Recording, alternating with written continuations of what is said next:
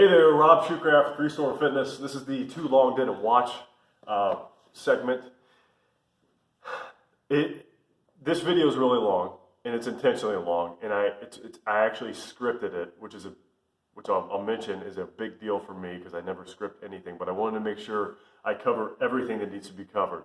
If you're going to start working toward a goal, you need to know how to do it. If you need to find your motivation or whatever, you need to first know what that means, and you need to know how to find it, what's actually motivating you, and how to fuel that into your goals. And I teach about, I guess it's teaching, I talk about, realism and specificity in goals. That's all very important stuff. It's all stuff people like to talk about. I talk about accountability and all that kind of thing. But really the things that are going to drive you realistically to actually meet your goals. Okay, your action items, your behavior changes. Those are the things that are going to get you there, not some, heartwarming quote, okay? So that's what I talk about, and I go into very specific detail, stuff that's going to help you out. So I recommend you just watch the whole thing if you're starting off or you're stuck and you need to get somewhere, you need to get to a new goal, okay? Thanks very much. Subscribe to this channel if you haven't. Enjoy the show. All right, guys, let's talk about setting exercise, fitness goals, and getting motivated. This is the first of the 0 to Burrito video series. The first one actually just explained what the heck that is. And if you don't know, I'll link to it down the bottom. I'll link to all sorts of stuff. But check that out. And basically what it is the 80-20 rule, which I know a lot of people are kind of at least loosely familiar with. Pareto's Law, or Burrito's Law, as I like to call it, where you're focusing on the big picture stuff. The stuff that's going to move the needle for you in your progress toward your goals, fitness goals in this case. And just all that small stuff, those little details, those little hacks and everything that everybody loves to just go crazy about, save those for down the road. Those are important, and I talk about those on this channel all the time, but right now you got to focus on the 20% that's going to deliver 80% of the results. That's what that is. So with that said, today I'm going to talk about setting fitness and exercise goals. And if you plan on following this series, do not skip this video. It is going to be a long one, but I'm going to tell you how freaking important I think this is and how important it actually is, whether or not you think that I think correctly. I have here a presentation clicker. I got a laptop right behind this camera here. And for the first time in several hundred videos on this channel, I'm actually following a script because it's that important. I want to make sure I don't miss anything. So I know a lot of people operate from a script when they're shooting videos. I don't like to do it just because I'm an idiot. But it's a big deal. Ask my subscribers who've been watching this channel for a while. I go on rants a lot. I want to make sure I don't do that. Let me just go ahead and hit you though before I get started with my script with this laser pointer. There we go. All right, just need to get that on my system. Let's get started. Okay, so we're going to talk about goals in a second. But before we do, I want to talk about finding motivation. Motivation is not a quote. It's not a poster. Those are motivating, but they're also fleeting. Finding motivation to achieve your goals is basically, it's finding the deepest part of your heart. It's what makes you want to set them in the first place.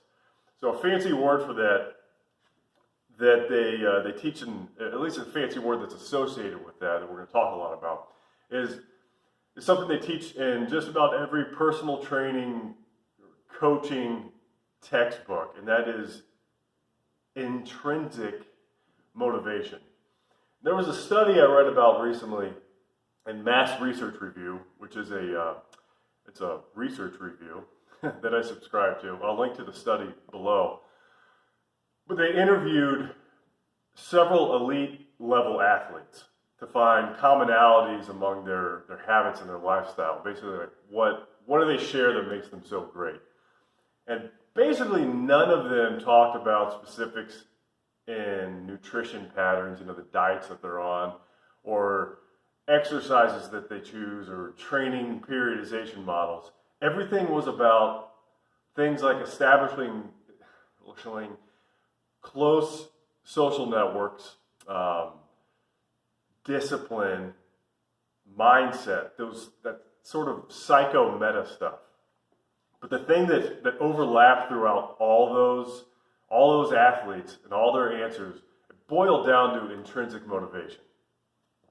Now, it's really hard to achieve by itself, intrinsic motivation. Most people, or at least right out of the gate, most people reach that internal drive through a series of extrinsic motivators, rewards, if you will. Usually it's rewards. I think it could also be punishment, but let's talk about rewards. So an example of that would be like, when I lose 20 pounds, I'm going to buy myself a new wardrobe. Or in my own case, one huge extrinsic motivator for me, a reward, was when I lose 40 pounds, so this is a while back, I had to lose 40 pounds to qualify for a cheaper 30-year life insurance premium, which ended up being like, I can't remember what it was like $17,000 over the course of 30 years. Cheaper. So that was a huge extrinsic motivator. But it still wasn't that internal drive. It still wasn't something that was coming from my heart. Okay? And that's great. Those rewards are great. And eventually, hopefully, through a long process of working toward those rewards and meeting them, that's pretty important, you can eventually reach that intrinsic motivation. You actually start to get enjoyment out of what you do in the gym, what you do in the kitchen, or what you do to work toward your fitness goals. And you start driving toward those new goals with a much deeper and harder to break vigor. That doesn't always happen. In fact, it rarely happens. As you probably know, most people don't even reach that first goal, that first reward, that first extrinsic motivator that they set, no matter how shiny it is. 17 grand. Like at this time, I just wanted to quit, even though that's a lot of freaking money. Why is that though? Because the challenges, the resistance, which is what a lot of it's a buzzword a lot of experts like to use, resistance, that they face, the plateaus, the stalling in progress, the temptations to set you off from your track, the backsliding, the injuries, family emergencies, burnout, boredom. You will inevitably face most, if not all of these, constantly. And all that resistance for most people, it just outweighs the reward. Wouldn't it be better? I just have this on one slide. This is my sales, this is my big gotcha. Wouldn't it be better to just start with intrinsic motivation? So you need to find out what's going to push you through all that crap I listed before. It's still going to suck getting to your goal. Like, there's still going to be a lot of suckiness about it. Don't make any mistake about that. But you'll have the engine, that internal drive to get through it. So how do you find that motivator?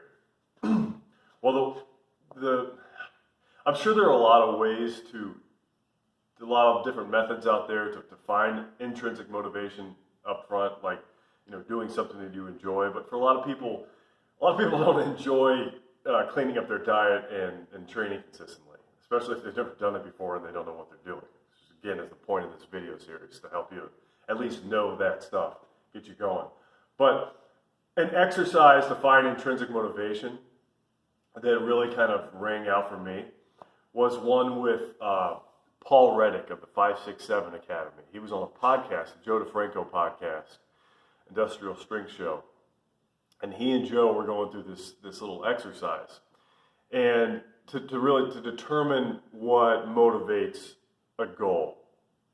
And it was really kind of fascinating. So the goal of the exercise is to answer 7 questions as fast as possible. Just shooting from the hip, shooting from the heart, if you will. And this, I'm going to read from you, read for you my paraphrasing of Joe DeFranco's answers to Paul's questions. and I'll link to, I can't remember if I said this, but I'll link to the actual podcast episode in the 567 Academy down below if you want to check that out. But anyways, all right, Joe. So give me a goal that you have. I want to get 1 million downloads in a month for my podcast. Okay, what's important about getting 1 million downloads for your podcast so I can help more people? Okay, what's important to you about helping more people so I can change their lives? All right, what's important to you about changing their lives? It's the carryover that it has to the people around them. All right, why is that important to you? Because it makes more people happy. Why do you care about that? Why is that so important to you, making people happy? Because it makes, I think he used the word selfish, because it selfishly makes me feel good to make other people feel good. And why is that important to you? Because it sets a good example for my kids. So then Paul concluded very quickly, okay, you're doing it for your kids. You want to get 1 million downloads a month so you can leave a legacy for your kids. So that last one with the 567 Academy, and granted, I've not gone through the 567 Academy, but I just really, really love this exercise. It works for everyone. So shout out again to Paul Reddick. But that last one, that's your number 7, all right? So if Joe DeFranco feels that he deserves an unscheduled break, you know, a little vacation just kind of on the fly, he's got to ask himself, is it more important that I sit and relax for a while, or is it more important that I leave a legacy for my kids? So, you know, in other words, you're going after what's in your heart. You're going after your real motivation. That's what's driving your goals. So I decided to do this exercise recently, and I'll be honest with you, it kind of freaked me out. I thought in recent years that I was intrinsically motivated in the gym, but I hadn't really defined why, what was driving me. So here are my results, and they're kind of sad, but they're real. Okay, Rob, what's a fitness goal for you? Well, I want to, and these are just numbers. If you don't, they're just kind of, I guess, more classed as like advanced drug-free strength numbers, standards. But I want to bench 405, I want to squat 550, I want to deadlift 595.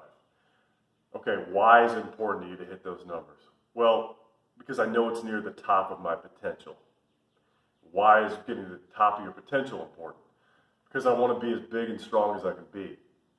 Why is it important for you to be as big and strong as you can be? Because it'll help prepare me for just about any physical challenge I might come across. Why is that important? Because I hate failing at something that I could have been successful had I prepared. Why is that important to you? Because I've been to some really awful places in my head, caused by pain and failure and embarrassment, and I never want to be there again. Why don't you ever want to be there again? Because it makes me apathetic to living. And there's just way too much that I have in my life that I care about to feel that way. I'm not tearing up, I'm losing my voice. But, so basically, not losing love for things that I care about is my motivation behind getting toward my fitness goals. So I'm going to ask you to set a fitness goal today. And it doesn't have to be too much. Don't think about it too much. It just has to be enough to establish direction and vision. See, the reason I say not to think about it too much is people, they love to talk about the importance of setting specific goals and realistic goals. And realism and specificity are valuable considerations, to be sure. But there's nothing inherently magical about them. Realistic and specific goals like, I want to lose 10 pounds in the next 40 days and keep it off for the following 40 days. They're only great because they, number one, they help you devise a specific plan for getting there. And we'll talk about specific plans and programs and diets and all that in upcoming Burrito videos, so stay tuned, subscribe if you haven't. But most importantly, number two, is they help you create a specific vision for the life you want to have, for the person you want to be. As for the goal you set today, truthfully, I don't really care if it's super realistic or specific right now, especially if you're just starting off. You're going to make consistent progress towards that goal regardless of how specific or realistic it is. And down the road, when you're more well-equipped and experienced, you can decide if it's realistic or specific enough. You can really fine-tune things. So if you know that it's specific and realistic, cool. If not, don't worry about it. Just set a goal and we'll work toward it. Quick caveat, though. Don't set body part goals right now. Focus on big picture stuff like fat loss, weight loss, building muscle, getting stronger. If you start with a good 80-20 plan, which, again, we'll discuss the plans later, everything is going to look better and stronger on you, your whole body. Bodybuilders, professional bodybuilders, they spend their entire lives fine-tuning like specific muscles and symmetries, and they still have trouble getting it right. Right's subjective, whatever the heck you want to call that. But if down the road, later on, you want to focus on like growing your biceps, go for it. But for now, don't worry about individual body parts. They'll all improve with like a good 80-20 strategy, a good burrito strategy. And also, you can't change the shape. I'm just going to throw this in there. You can't change the shape of your muscles. All right, you can't change the length of your bones. You can make your muscles bigger, and with the absence of fat, they'll look more toned. They'll look better. They'll look sexier, whatever you want to call it, more shredded. But you can't change, say, like the slope of your trapezius muscles, your traps. You can't change the pointiness of your bicep peak or the stumpiness of your thighs. You can't do that any easier than you can make yourself taller. So just be cool with the framework that you have right now, or hire a good plastic surgeon. I don't even know if they could do all that stuff, but whatever. Also, okay, I know I said quick caveat, but this is super important. Quit telling people about your goals. I don't know how it started, this myth that telling your friends and your family about your 30-pound weight loss goal or whatever it is a good idea. It's in most cases, it's a terrible idea.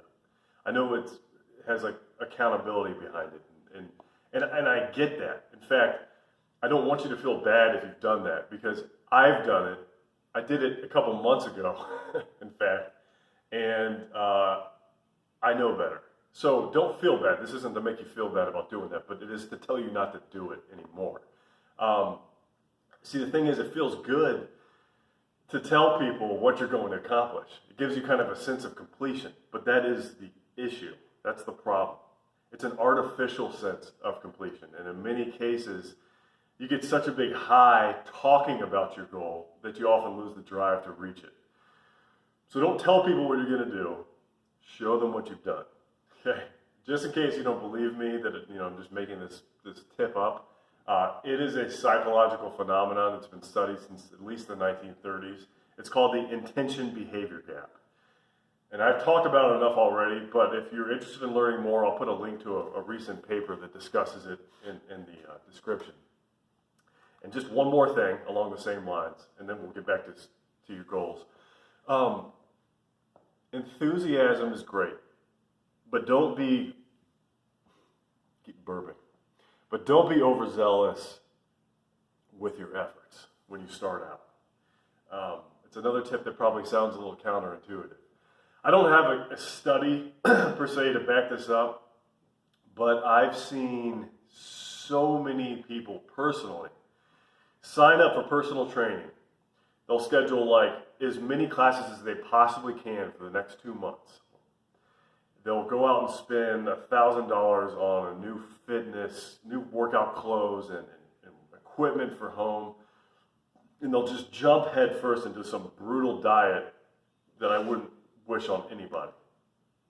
And and I'm laughing, it's not funny at all, but every single one of them, like within weeks, sometimes days, has failed. They just burn out. They're like whatever burns out.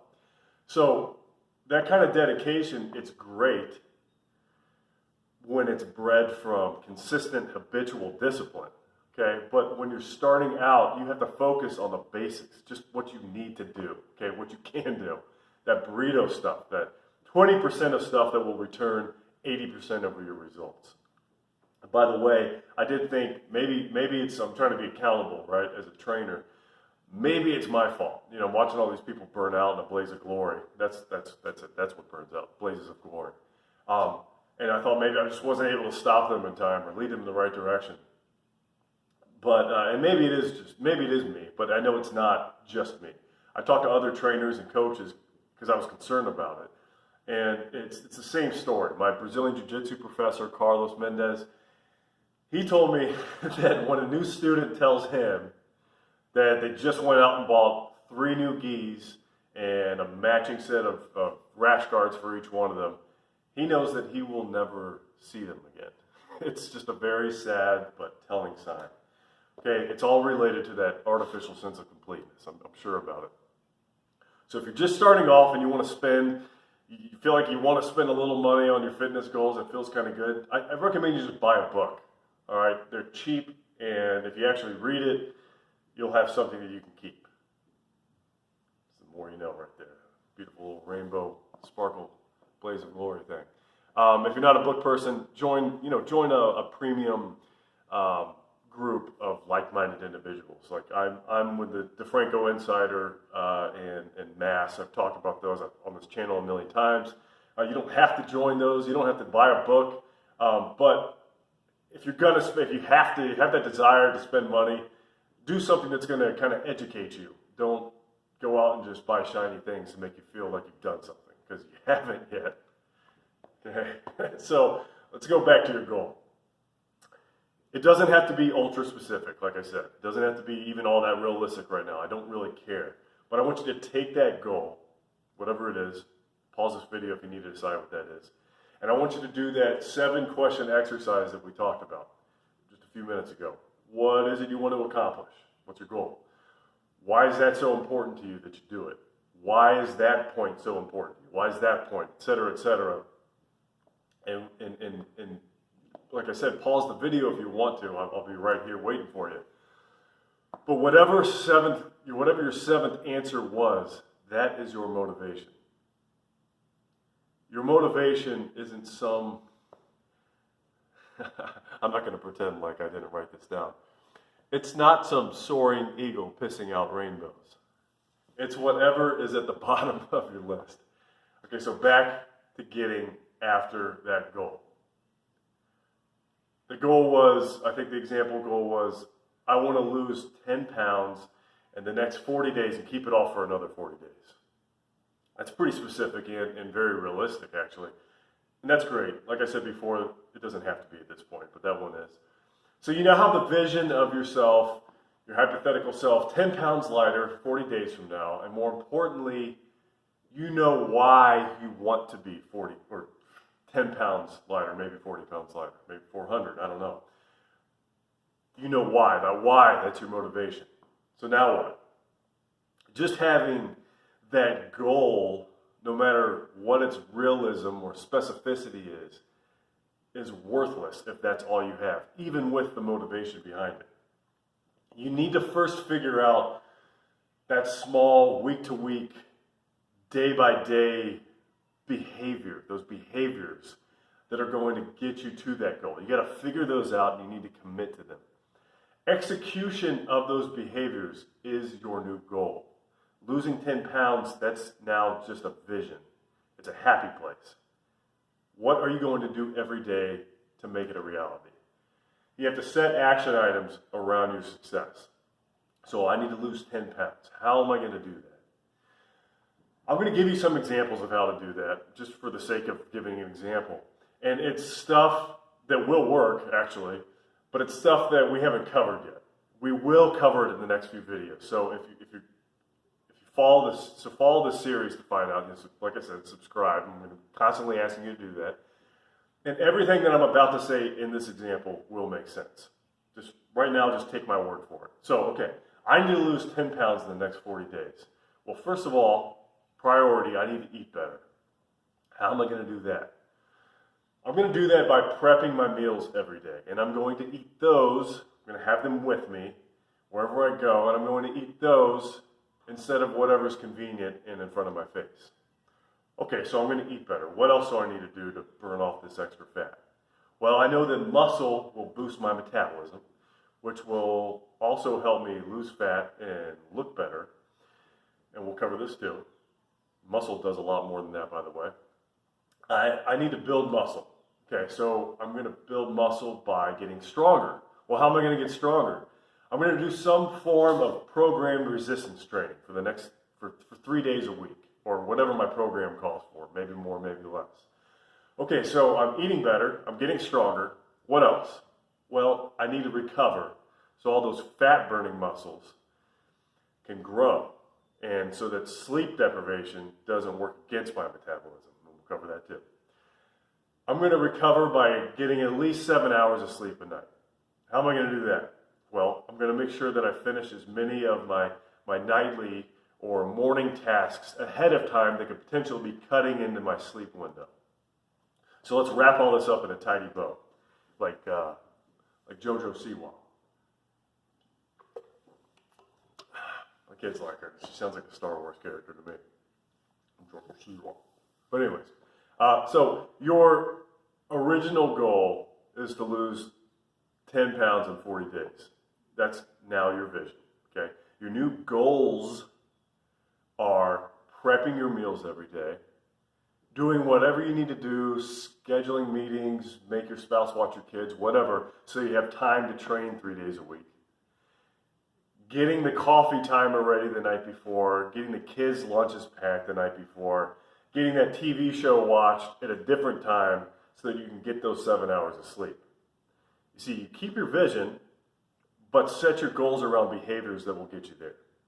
An awesome book that I highly recommend for getting huge results in a short amount of time. Not just fitness goals, but business goals, relationship goals, whatever, is The 12-Week Year by, I think it also has like a subtitle, but I can't remember what that is. The 12-Week Year, it's by Brian Morgan and Michael Lennington. And the 12-Week Year, they call for you to score yourself every week on whether or not you completed those behavioral goals. If you get an 80% or above, which is the Burrito effect, I think that's a little more than a coincidence there, you can rest assured that you're going to get much closer to achieving your vision, your original goal. So you're not necessarily measuring, in our example, weight loss by you're not necessarily measuring your weight loss progress by stepping on a scale, although that can be a real instrumental tool. You're measuring your progress based on how many days of the week you prep your meals, how many days of the week you cleared your schedule for a workout and actually showed up for it. You're measuring your progress by making the necessary accommodations to allow for 7 hours of sleep. When things come up that prevent you from meeting your action items, especially when it comes down to something that you can actually control, like burnout or laziness, and I'm not making fun of you, I've experienced that all the time. That's when you look back to your motivation, your seventh answer. Why you set your goal, that vision in the first place. So, I could say, using myself as an example, I need to train today. I know I need to train. It's on my schedule. I've cleared my schedule for it, but I just don't feel like it. And again, that will happen to you. It's happened to me, happens to me all the time. You sometimes just don't feel like doing it. Well, Mr. Shoecraft, me, let's look down that little rabbit hole. If I missed my training session, I'm a step behind hitting those semi-arbitrary powerlifting numbers, even though I don't, anyways. And becoming my best, reaching my potential. And when I'm a step behind that, I'm closer to failing at some physical challenge that I could have otherwise been prepared for, which is going to put me back into some dark place that I don't want to be, which is going to make me lose love for my life, which is going to make me lose the things that I love about my life. Is it super dramatic? Yes. Is it real though? Absolutely. Now, you might be feeling motivated right now. You're like, I hope you are. But you also might be feeling ill-equipped to make your plan, to decide which behaviors are going to help you reach your goal. That's where this video series, the Zero to Burrito, comes in. I'm going to walk you through all that stuff. I'm going to do it for free, by the way. I may recommend a book or a service here or there, but to kind of help, like, you know, ripen your progress. But if you stay tuned, there's no reason why you can't achieve your fitness goals without really spending any extra money. I'm not really trying to sell you anything. I just want to put all this information out there. I think it's important. I want to, you know, well, it's a 28-minute video. Clearly, I think it's important to have a freaking clicker with a laser pointer. All right, so subscribe to this channel if you haven't. It's the 4th time I've asked you to. Let me know if you have any questions in the meantime. I'll do my best to answer them. Put it in the comments or hit me up on contact form on my website. Your homework today, though, if you haven't already done it, is to do that motivation identification exercise. I don't actually know what Paul Reddick calls it. Finding your 7, maybe. But and by the way, huge shout out again to Paul Reddick from the 567 Academy. I linked to that podcast below. Thanks to Smitty and Joe, Jim Smith and Joe DeFranco at the DeFranco Insider, and all those brainy dudes at Mass Research Review, where I get the majority of my evidence-based information, and Brian Morgan and Michael Lennington, authors of the 12-Week Year. I'll link to those resources below. Without those dudes, I wouldn't. I just wouldn't have all this together.